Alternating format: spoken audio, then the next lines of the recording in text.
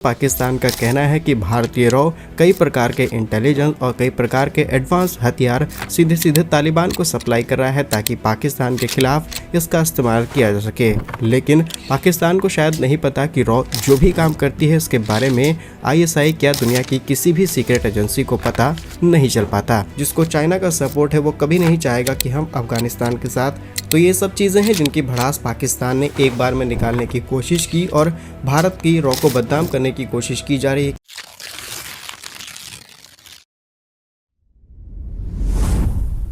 दोस्तों ये कहावत तो आपने सुनी होगी, नाच ना जाने आंगन टेढ़ा। आज ये कहावत पाकिस्तान पर बिल्कुल फिट बैठती है क्योंकि पाकिस्तान जो कि तालिबान के साथ एक तरीके का युद्ध लड़ रहा है और वहाँ जीत नहीं पा रहे, इसलिए अब भारत को यहाँ शामिल किया जा रहा है। स्पेशली भारतीय रॉ को बदनाम करने की कोशिश की जा रही है कि इंटेलिजेंस और कई प्रकार के एडवांस हथियार सीधे सीधे तालिबान को सप्लाई कर रहा है ताकि पाकिस्तान के खिलाफ इसका इस्तेमाल किया जा सके। लेकिन पाकिस्तान को शायद नहीं पता कि रॉ जो भी काम करती है इसके बारे में ISI क्या दुनिया की किसी भी सीक्रेट एजेंसी को पता नहीं चल पाता। आइए जानते हैं सारी डिटेल्स आज के इस वीडियो में। यदि आपको हमारे वीडियोस पसंद आए तो इसे लाइक और चैनल को सब्सक्राइब जरूर कीजिएगा। तो रिसेंटली ट्विटर पर एक पोस्ट किया जाता है जिससे बैकएंड से ISI सपोर्ट करती है और उसमें साफ शब्दों में लिखा गया है कि भारतीय रॉ तालिबान का सपोर्ट कर रही है। और इसी बीच एक हथियार भी काफी ज्यादा चर्चा में आ गया जिसका नाम है 9M113। ये एक एंटी टैंक गाइडेड मिसाइल है जिसका इस्तेमाल भारत के अंदर किया जाता है और लकीली भारत इसे मैन्युफैक्चर करता है। और इन्हीं चीजों को आपस में लिंक करते हुए पाकिस्तान की ISI ने सीधे रॉ को बदनाम करना शुरू कर दिया। लेकिन ये शायद भूल गए कि भारत के अंदर जिस एंटी टैंक इस मिसाइल को तैयार किया जाता है ये भारत नहीं बल्कि एक रशियन मिसाइल सिस्टम है, जहां पर रशिया ने भारत को कुछ समय पहले ही इसके लाइसेंस दिए हैं प्रोड्यूस करने के लिए और 2024 में भारत ने इसे एक्सपोर्ट करना शुरू किया। लेकिन ऑफिशियली यहाँ पर कोई भी रिकॉर्ड्स नहीं है कि हमने किन देशों को ये चीज़ें एक्सपोर्ट की हैं।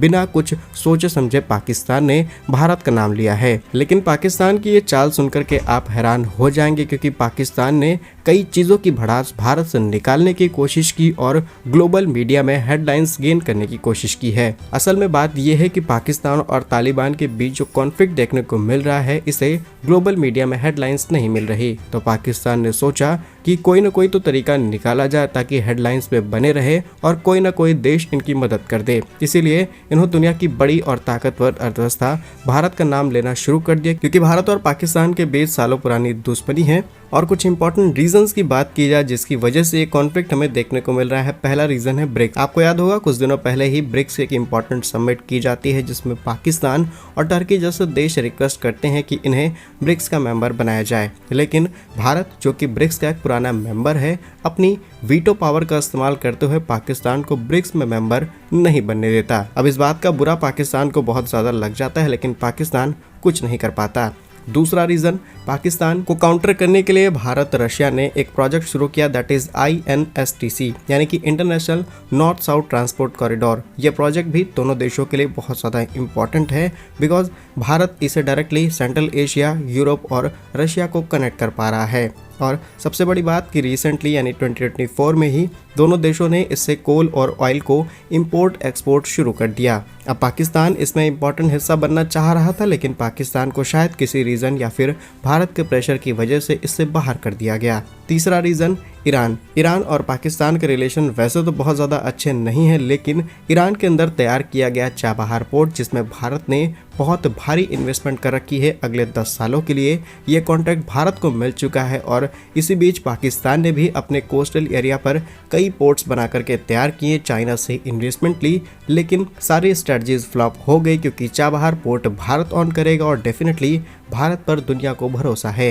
यानी कि कोई भी कंपनी बेफिक्र होकर के चाबहार पोर्ट से अपने बिजनेस ऑपरेट कर सकती है, पाकिस्तान पर भरोसा नहीं किया जा सकता। इसीलिए पाकिस्तान को यहाँ से भी बहुत ज़्यादा नुकसान उठाना पड़ा। और लास्ट, डायरेक्ट अफगानिस्तान के हैं या फिर तालिबान से भारत का लिंक। अब करंट तालिबान हो, भारत के साथ बहुत अच्छे रिलेशन हैं, इवन प्रीवियस गवर्नमेंट हो अफगानिस्तान की, उनके साथ भी भारत के रिलेशन बहुत स्ट्रॉन्ग थे। आज भारत बहुत सारी खाने पीने की चीज़ें, बहुत सारा गुड्स, मशीनरी अफगानिस्तान अफगानिस्तान को एक्सपोर्ट करता है, जिससे दोनों देशों के रिलेशन काफी ज्यादा स्ट्रॉन्ग हैं। लेकिन एक दिक्कत फंस रही है दोनों देशों के बीच रिलेशन और ज्यादा मजबूत करने में, दैट इज POK।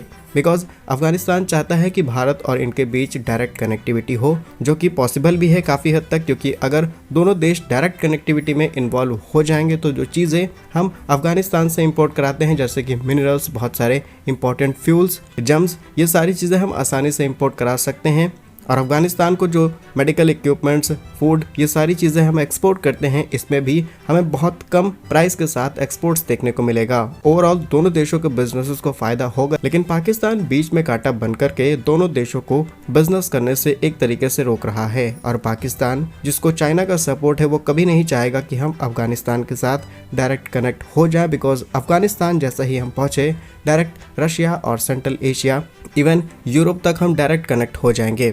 तो ये सब चीज़ें हैं जिनकी भड़ास पाकिस्तान ने एक बार में निकालने की कोशिश की और भारत की रॉ को बदनाम करने की कोशिश की जा रही है कि हम तालिबान के साथ मिलकर के काम कर रहे हैं। लेकिन इस बात का कोई भी स्ट्रॉन्ग एविडेंस नहीं है जिसके बेसिस पर पाकिस्तान ये एलिगेशंस लगा रहा है। बस यहाँ पर पाकिस्तान ने सिर्फ और सिर्फ हेडलाइंस लेने की कोशिश की है ताकि इंटरनेशनल मीडिया में इनकी भी बात की जाए। इनका भी देश युद्ध के कगार पर जा चुका है, आर्थिक हालात और ज़्यादा ख़राब हो चुके हैं और आने वाले समय में क्या देश ही ना बिक जाए, ऐसे हालात पाकिस्तान के लग रहे हैं। बाकी क्या कुछ कहना है आपका इस खबर पर कमेंट्स में ज़रूर बताइए। ऐसे और वीडियोस पाने के लिए वीडियो को लाइक, चैनल को सब्सक्राइब जरूर कीजिए। वंदे मातरम, जय हिंद।